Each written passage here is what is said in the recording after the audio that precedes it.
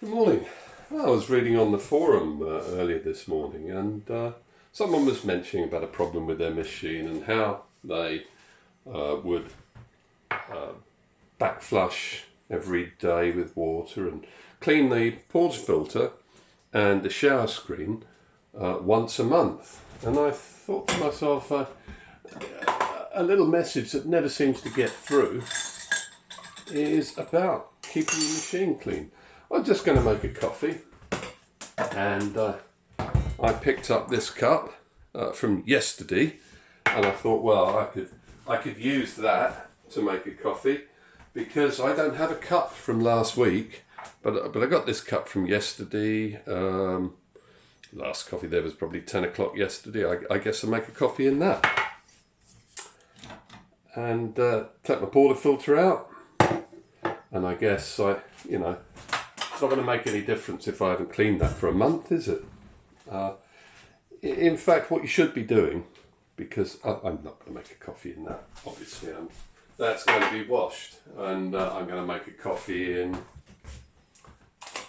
a clean cup. Although I do admit to sometimes reusing one of these a few times before I wash it. I might even use it all day and rinse it out each time. But with the portafilter, really, you need to actually remove it. Now this is clean because my stuff's not clean, but what I do, I have a couple of things I use on portafilters. I want to clean, I don't know if you can see that, I want to clean the groove there, and I want to clean the hole there, and I use a little brush in the hole, and I push it through and it gets down into the groove and then round there, and then for the coffee slides particularly, I have to go around them with a toothbrush. Get it really clean and a brush inside the portafilter. That one's obviously clean as a whistle. The next thing you've got to do is clean the shower screens on the machine. Now, it's obviously a little tricky when they're hot, so let's put that there. I find there's a gap inside the shower screen where the lugs of the portafilter go into. I put the spoon backwards into that gap, and then you can feel, once you get it flatter, I'm not obviously looking, but there it is. It's hot. There's your gasket and your shower screen.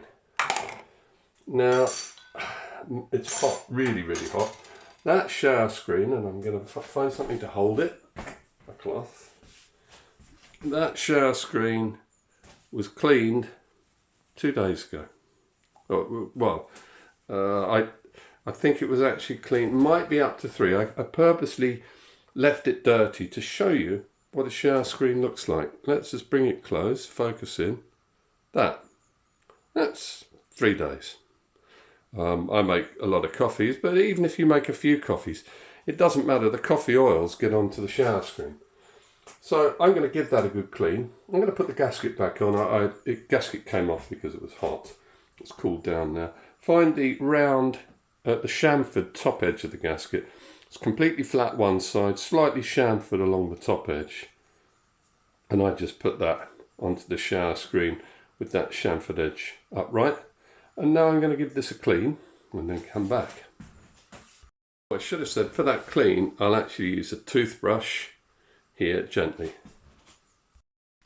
So I put a bit of washing up liquid on the toothbrush, and I work it round like this on the grid side gently, and you'll find the bristles of a toothbrush will actually go through the hole slightly. And then I work it the other way, and I'm working in all these small holes, because if you keep it clean regularly, you won't ever have to replace this. This will last you 10 years plus. And as you can see, if I push out, you might be able to see the bristles of the toothbrush. You can just feel them will poke through the holes. So give that a good clean. It takes a second. And now I'm going to rinse that out.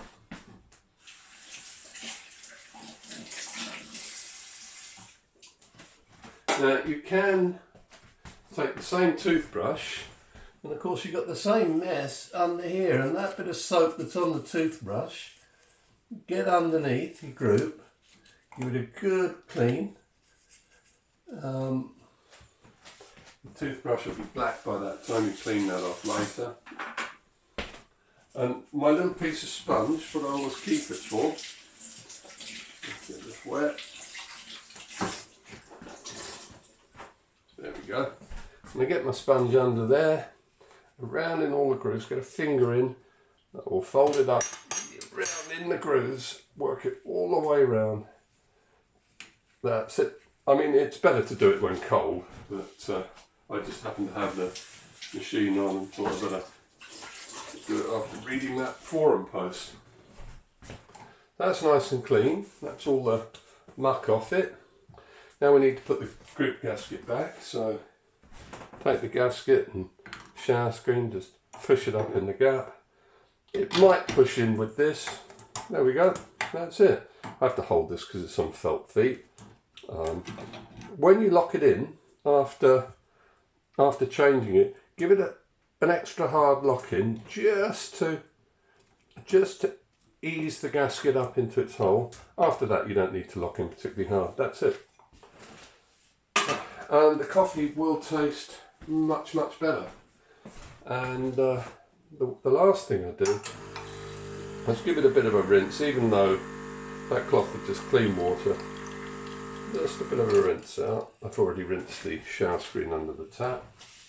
I obviously woke Mara X up, so I needed to do a small flush because I've had to leave it a little while to let the portafilter and group heat up, you know, the shower screen heat back up again. But I'm all ready now to have my morning coffee.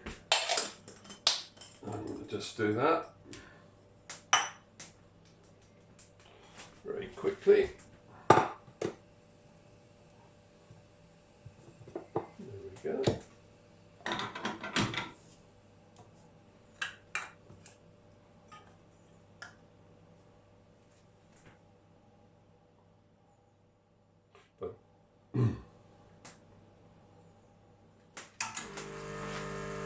Let's enjoy that.